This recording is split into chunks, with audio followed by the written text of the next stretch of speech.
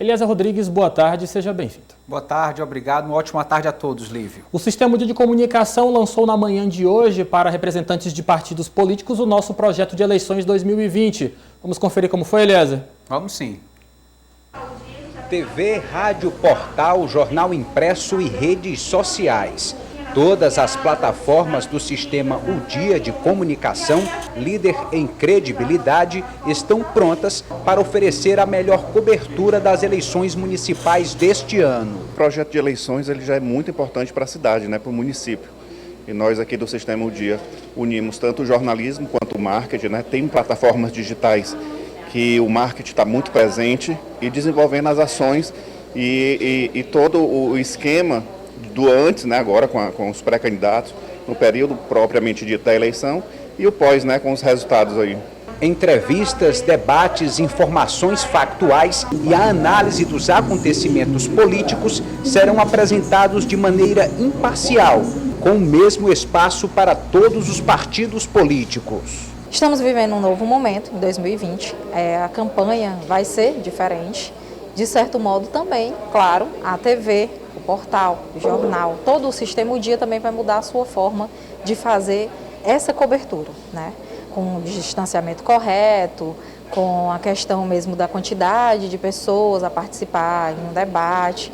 E nós estamos prontos, e começando a partir de hoje é o lançamento oficial da nossa cobertura de campanha de 2020. O acesso democrático à informação é um compromisso assumido pelo Sistema O Dia. A gente entende que esse ano a eleição vai ser um processo diferenciado por conta da pandemia e da necessidade de distanciamento social.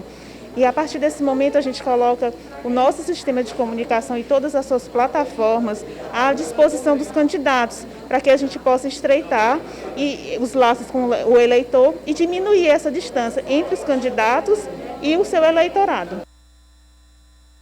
Eliezer Rodrigues, chegou a hora tão aguardada desse nossa festa da democracia piauiense, teresinense, brasileira de um contexto geral. Eliezer, vamos por partes. O que a população piauiense pode esperar do Sistema O Dia nessa cobertura? Lívio, o Sistema O Dia já tem a sua marca de credibilidade, de responsabilidade social em todos os materiais que são divulgados aqui pelo sistema em todas as plataformas. Então, na programação da cobertura das eleições, temos aí série de entrevistas, debates com os candidatos que vão se formalizar, temos aquela cobertura de factuais, de informações que vão acontecendo dia a dia e, claro, a nossa análise diária no rádio, na própria TV aqui com a manutenção deste quadro e de outros espaços que, dependendo da necessidade, serão abertos para aprofundar as discussões, de forma que nós estamos tranquilos, uma equipe coesa,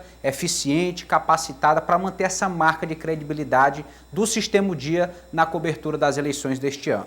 E os partidos políticos podem esperar do Sistema O Dia de Comunicação, Eliezer? O mesmo espaço, tratamento igualitário a todos, sem distinção. Estamos aqui para sermos o mais democrático possível nesse aspecto, obedecendo toda a legislação eleitoral, e isso vai garantir isonomia, aquele telespectador, aquele leitor, o internauta, o ouvinte que acompanhar o Sistema O Dia de Comunicação vai poder julgar com o mesmo peso todos os candidatos que serão aqui apresentados. O nosso quadro Política do Dia, de certa forma, vai ser transformado. A partir de amanhã ele passa a ser conhecido e, é claro, apresentado a você de casa como Eleições 2020. O Eliezer Rodrigues também vai ter um up na sua participação aqui no sistema. Você também vai para o rádio, Eliezer? Conta pra gente essa novidade. Vamos entrar nas ondas da 92,7 FM O Dia, com muita satisfação, ao lado da nossa amiga Vilma Macedo, do editor de política do Jornal Dia, o João Magalhães, trazendo aí esse time com muita competência, informações em tempo real da política, de tudo que vai estar acontecendo, sempre às 12h30, de segunda a sexta, a partir de amanhã, 12h30, na 92,7. Ele termina lá, depois ele vem para cá, porque nós vamos continuar falando sobre política, sobre eleições 2020 aqui no Jornal O Dia News, mas é importante lembrarmos também, Eliezer, que esta nossa cobertura não se limita a Teresina. Nós estamos de olho em tudo que vai acontecer também pelo interior do estado do Piauí, até pelo Maranhão. Com certeza, nós temos a nossa grande audiência em Timon e região, Teresina e região metropolitana. Então, todos esses municípios que estão aqui diretamente ligados em convivência e harmonia com a capital e até outros mais distantes, posso citar a região do Médio Parnaíba, região centro-norte do estado, todas essas cidades que recebem o sinal da Udia TV terão aqui o seu espaço, seus representantes, seus candidatos terão o seu espaço para se manifestarem através do nosso sistema Udia. Esta foi a apresentação oficial para os partidos políticos, mas você aí de casa que acompanha o seu jornal Udia News confere amanhã, dia 27 de agosto, uma entrevista nacional exclusiva feita aqui por mim para o nosso jornal Udia News. Amanhã você de casa vai conferir uma entrevista com a presidente do Partido dos Trabalhadores, o PT Nacional, Gleisi Hoffmann. Uma dica apenas, na realidade, um pequeno pedaço da entrevista você vai conferir agora para ficar com vontade para o material que vai ser apresentado na íntegra amanhã. Confere aí. Aqui na capital do estado do Piauí, o Partido dos Trabalhadores se lança através da pré-candidatura de Fábio Novo, deputado estadual, na disputa pelo Palácio da Cidade. Expectativas do partido. O partido busca um segundo turno aqui em Teresina? Busca um segundo turno e busca ganhar as eleições. Fábio Novo é um excelente candidato, uma pessoa muito preparada, né, tem experiência de gestão, nosso secretário de Cultura no governo do Wellington, reconhecido no Brasil pelo povo da cultura, pela base cultural, né, como um grande lutador dessa área, deputado estadual, tem experiência da política e está preparado e com vontade aí na pré-candidatura dele. Nós temos a candidatura de Teresina, a candidatura do Fábio Novo, como uma das prioridades nacionais do PT. Então, vamos estar juntos com ele aí na caminhada.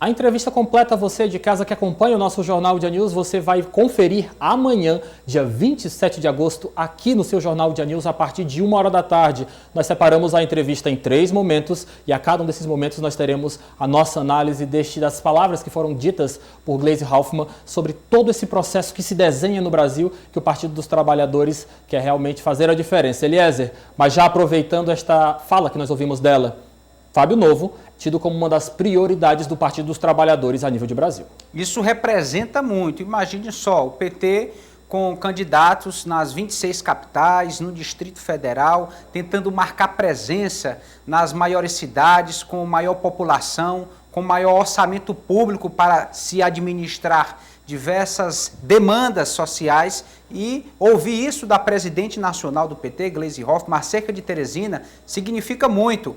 O deputado Fábio Novo, em alguns momentos, foi contestado em relação à manutenção da sua pré-candidatura, mas segue firme e agora, com este apoio formal, isso tende a dar uma estabilidade maior à sua pré-candidatura aqui em Teresina. Entrevista completa amanhã, a partir da 1h da tarde, aqui no canal 23.1, no nosso lançamento oficial do projeto Eleições 2020 no seu sistema Udia de comunicação.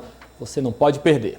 Eliezer Rodrigues, ainda falando sobre esse processo eleitoral, ontem nós tivemos uma questão, quando nós avaliávamos a posse da suplente deputada estadual, Jove Oliveira, no caso, ela teria, surgiu aquela dúvida se ela se distanciaria, se afastaria do cargo que tinha acabado de assumir para concorrer às eleições municipais de Piripiri. Nós fomos atrás dessa resposta, informações mais seguras para passar para o pessoal de casa, não é isso? Correto, Lívio. E a situação é a seguinte: parlamentares que estão em exercício do mandato podem ou não se licenciar do cargo para se candidatarem nas eleições municipais deste ano, como explica o advogado que atua na área eleitoral, Dr. Luiz Felipe. Para eles, a regra é bem simples, pois não há nem na Constituição, nem na Lei Complementar número 64 de 1990, que é a lei que disciplina tal matéria, nenhuma restrição à sua plena elegibilidade. Ou seja, os titulares de cargos legislativos podem se candidatar a outros cargos sem a necessidade de se descompatibilizarem, de se afastarem ou se licenciarem do cargo exercido. Assim, senadores, deputados e vereadores podem permanecer no exercício de seus mandatos e concorrerem a quaisquer dos cargos em disputa nas eleições municipais de 2020. Não tinha muito sentido, não é, Eliezer, realmente assumir uma postura na Assembleia Legislativa do Estado do Piauí para se licenciar com menos de um mês depois por conta das eleições municipais em Piripiri. Então, apenas confirmando para você de casa, é direito da deputada agora empossada Jove Oliveira estar no cargo de deputada e disputar o pleito em Piripiri. Correto, Lívia. Assim como o deputado Fábio Novo, que permanece no cargo e é pré-candidato em Teresina, assim como o deputado Fábio Abreu, que reassumiu, deixou a Secretaria de Segurança, tomou posse novamente em Brasília para dar andamento aos seus trabalhos parlamentares e é pré-candidato aqui na capital. Mas por que nós trouxemos essa questão aqui para o quadro Política do Dia? Porque algo diferente aconteceu próximo da gente, aqui em Timon. Nós lembramos que um deputado do Maranhão, o deputado Rigo Teles, do PV, ele se licenciou do seu cargo para concorrer, para cuidar exclusivamente da sua pré-campanha de prefeito no município de Barra do Corda.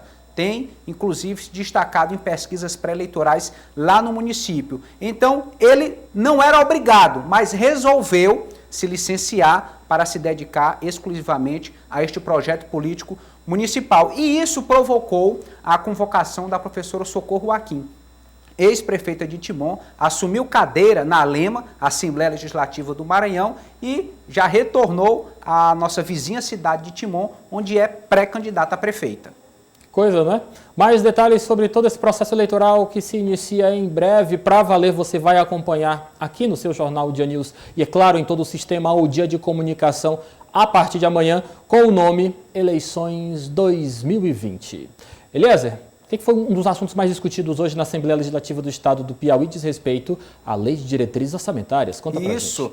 A LDO 2021 foi aprovada pela Assembleia Legislativa. A previsão é de 6% de queda na arrecadação por conta da crise do coronavírus. A receita do Piauí próximo ano deve girar em torno de 11 bilhões de reais.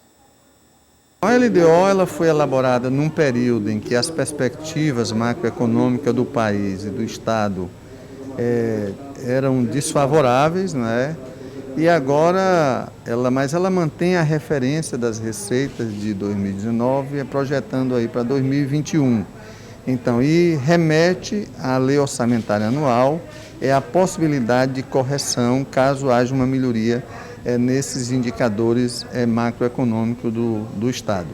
Então, de um modo geral, estabelece as metas conforme o PPA, então conforme o plano plurianual e os programas também dentro daquilo que é possível estabelecer, notadamente tendo uma queda, sabendo-se que vai ter uma queda na arrecadação em 2021. A projeção, inicialmente da LDO, é de em torno de 5,1%, né? Considerando que o PIB deverá ter um incremento de no máximo 1,04%.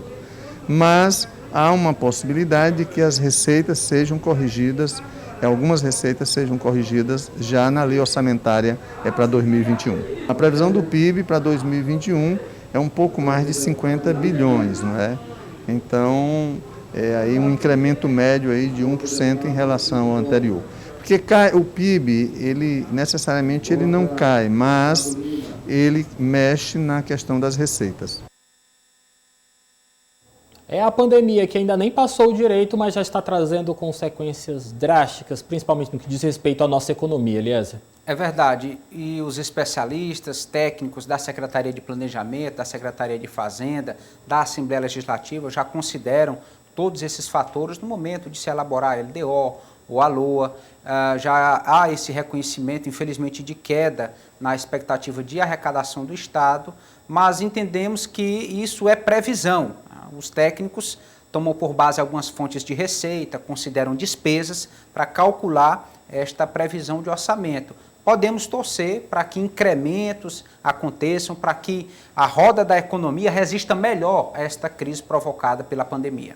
Falando ainda sobre pandemia, falando também sobre essa questão de assistência aos trabalhadores, neste caso rurais aqui brasileiros, nós temos uma fala, um questionamento, uma insatisfação de um parlamentar piauiense que atua em Brasília. Conta pra gente, Eliezer. O deputado federal Merlong Solano, do PT, criticou os vetos do presidente Bolsonaro ao projeto de lei que garante auxílio emergencial aos agricultores familiares.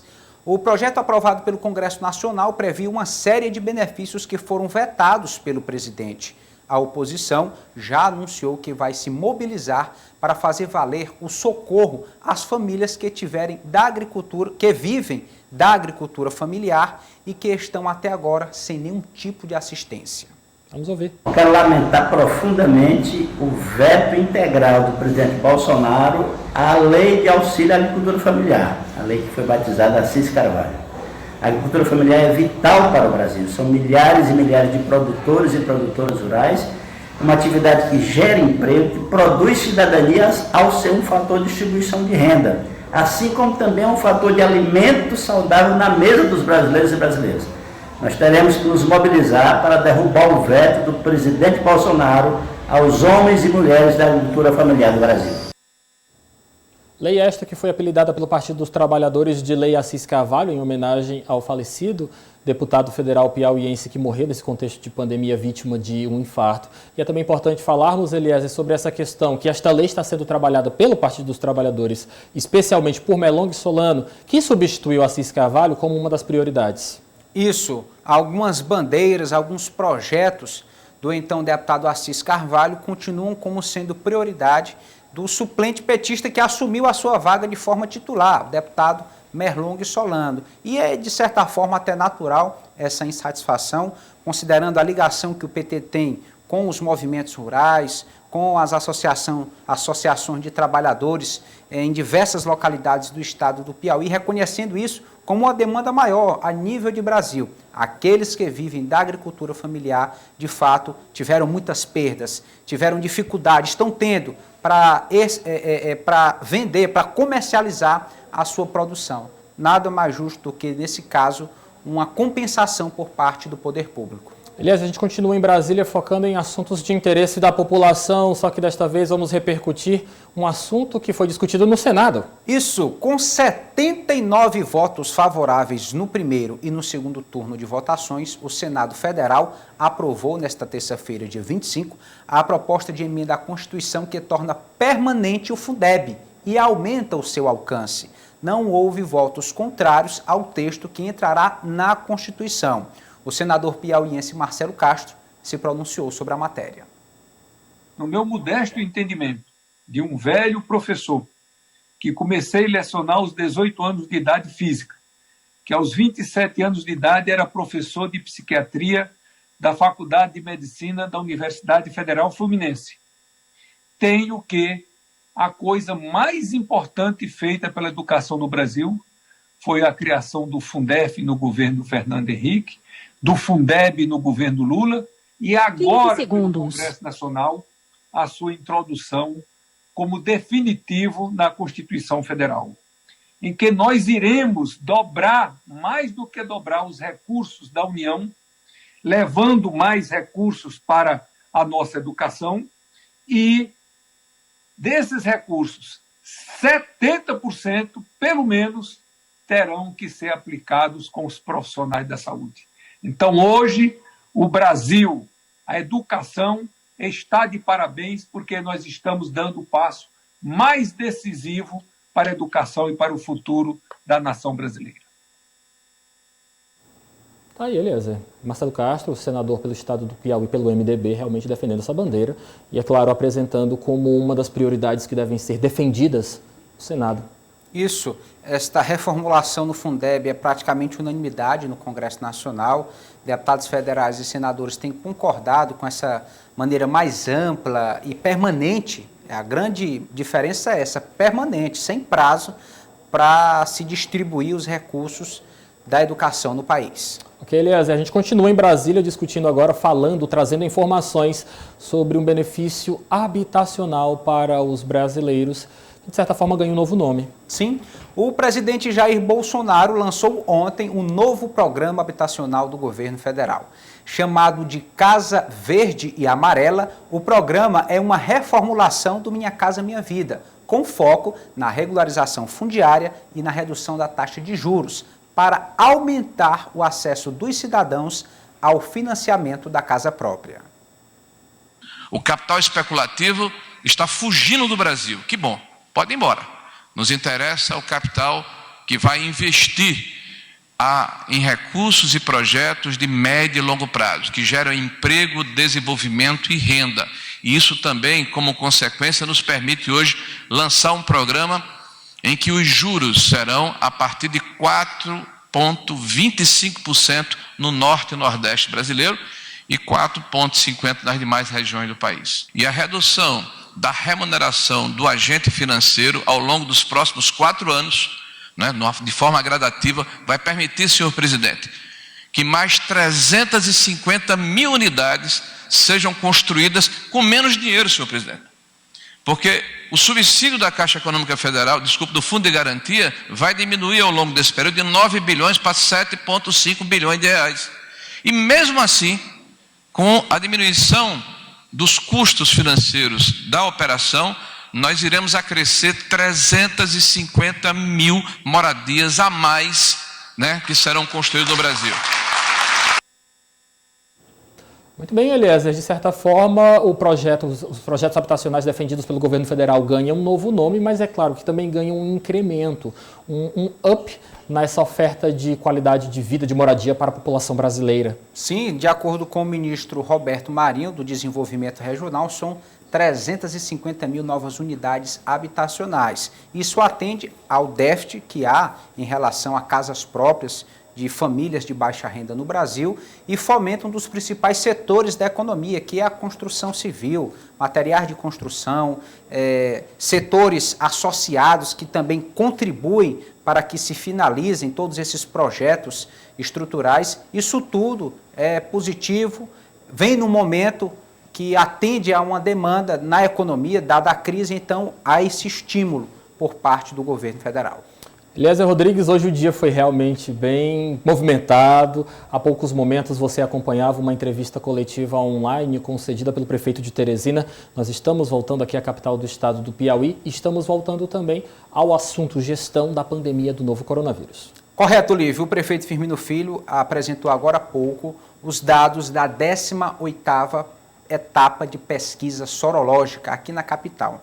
Aquela pesquisa que acontece todos os finais de semana para se medir a situação da pandemia de coronavírus em Teresina. Então, esta etapa 18 aconteceu de 21 a 23 de agosto. Casos positivos, oficiais, testados e confirmados, 21.804. Estimados por amostragem, 134.570, 6 vezes maior. Ou seja, para cada confirmado oficialmente, testado, outros 6 podem estar contaminados aqui na capital Teresina. Lembramos que a subnotificação reduziu bastante e que os casos têm uma estabilidade bem maior. Este número de 6 vezes, ele chegou a 30, 35, Verdade. 40, em momentos mais críticos da pandemia aqui na cidade. Dados por zona. Na Zona Leste estão 26% dos testados positivos. E é importante dizer que me refiro ao IgM, não ao IgG, porque na Zona Norte, 0%. Será que na Zona Norte não tem caso? Tem, mas no final de semana da pesquisa, nenhum teste foi comprovado como IgM. IgGs, que é aquela fase da doença que já se desenvolveu, os anticorpos, esses podem ter sido identificados. Na Zona Sudeste estão 42% dos casos e na Zona Sul, 32%. Por sexo, a população feminina acaba concentrando a maior parte dos casos, porque são maioria em Teresina, 53% dos casos, e a masculina, 47% dos casos. Por idade, de 0 a 14 anos, nenhum caso confirmado no final de semana em que foi realizada a pesquisa. Exatamente aquela população de crianças, de pré-adolescentes que estão sem ir à escola, que não são economicamente ativos, estão mais em casa e, de fato, estão mais preservadas. Em compensação, uma preocupação com a faixa etária de 55 a 69 anos, que estão concentrando 26% dos casos, e que já contempla aí a população idosa, que são grupo de risco para a Covid-19. Por ocupação, os desempregados e trabalhadores temporários, aqueles que fazem bico, estão concentrando 37% dos casos. Isso também gera uma preocupação muito grande no poder público, considerando que esta população de Teresina tem se movimentado mais. Fatores de risco associados à Covid-19, a pressão alta apareceu em 16,43% dos casos, diabetes em 5,71% dos casos, asma em 3,57% dos casos e obesidade.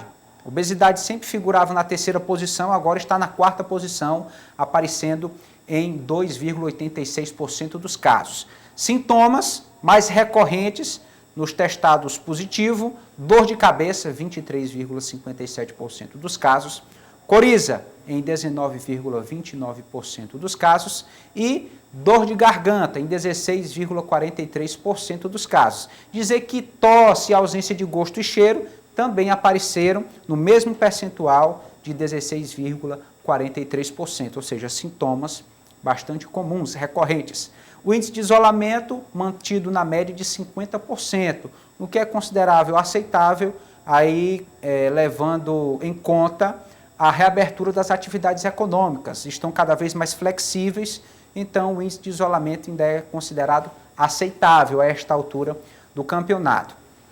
Óbitos de residentes em Teresina, aí já chegamos ao total de 889. E isso, de certa forma, vem como positivo, não pelas mortes que aconteceram, porque uma morte já é motivo de lamentação, de preocupação e tristeza, mas os dados mostram uma redução de 31,91% dos casos de óbitos de pessoas residentes em Teresina. Dos não residentes, aí chega-se à marca de 338 óbitos de pessoas que vieram de outras cidades buscar atendimento em Teresina e, infelizmente, não resistiram ao coronavírus. A ocupação de leitos de UTI, dado sempre levado em consideração, são leitos exclusivos para pacientes com Covid, no momento são 333, 55,56% estão ocupados. Um índice bem tranquilo, digamos assim, porque a OMS estipula como seguro até 70% de ocupação. Se estamos em 55%, é um índice razoável. Muito bom. E lembrando também a você de casa que nos acompanha de que a expectativa pelo resultado dessa pesquisa era muito alta, visto que ela acontece 15 dias após a reabertura gradual da economia, principalmente falando das lojas do centro e também dos bairros aqui da capital do estado do Piauí, que tiveram permissão para funcionar em um regime especial, não é isso, Eliezer? O que nos mostra de que está confirmado. O pico da doença passou, estamos agora neste processo para que os casos não voltem a crescer, mas a gestão, mais uma vez destacando a gestão